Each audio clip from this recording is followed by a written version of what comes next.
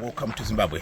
Welcome to Matabele North Province. Welcome to Wange. Welcome to rural Wange. We're here at Lanyula Cultural Village, and we are just celebrating the Cultural Month in Zimbabwe. And we've started up this cultural village to send to showcase the Zimbabwean culture, and this is what we want to do. Today we've got Tsika Chigare all the way from Mondoro, Mashoni West Province, coming here to celebrate with us the Cultural Month here in Lanyula Cultural Village in Wange. And I'll go straight in, deep in to you there, say, to present us to the Zimbabwean Mbira group, from kids all the way from Mondoro.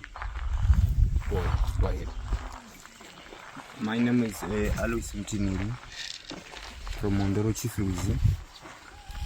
I'm teaching Mbira to these kids you are going to see right now. I've got 25 kids who are now playing Mbira, so we just want to pass our culture to every generation. So thank you.